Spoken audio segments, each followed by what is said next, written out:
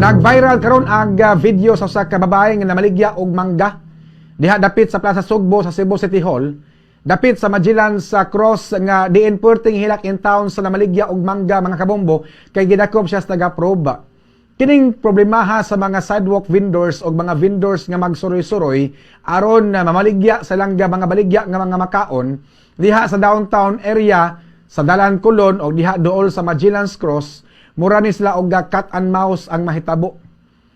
Kung walay taga-probe ang mga vendors mamaligya dayon sa mga lugar nga sagad dagsaon sa mga tao o sa mga lugar nga daghan og mga tao nga mangagi aron pod nga mga halin dayon ang ilang mga baligya. Apan kung mataymingan nga dunay taga-probe nga moagi, magdinaganay in town ang mga pobre nga mga vendors aron dili madakpan. Kung madakpan ang mga vendors, mabargo pa ang ilang mga paninda, makamulta pagyud sila mga kabombo.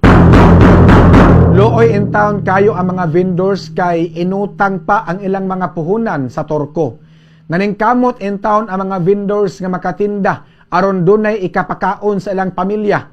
Apan subo lang kayo huna-hunaon nga panakpon sa taga-probe kay wala sa insakto nga lugar ang ilang pagpamaligya.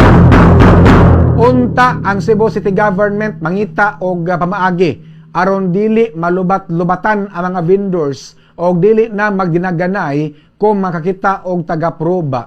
Kay in town, gamay ra kayo ang ilang negosyo. Naningkamot in town na sila nga mabuhi. Unya doon na pana sila mga pamilya in town nga gipakaon mga kabombo.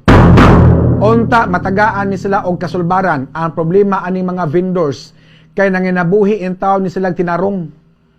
Wala in town ni sila mangawat para ipakaon silang pamilya. Nagtinda-tinda ra in town ni sila para makapalit og bugas. Maayo maning taga-probe kay naman ni sila sweldo nga madawat gikan sa Cebu City Hall. Sweldado man sila sa City Hall ang taga-probe. Unta muhatag po ni sila og consideration sa mga vendors. Dili lang unta dakpon dayon. Mas mayo pa nga ilang abugon kaysa ilang dakpon dayon.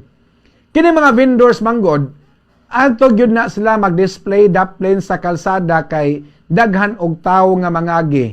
Ang uban anha dapit sa Magellan's Cross kay daghan og tawo nga manimba paingon sa Santo Niño.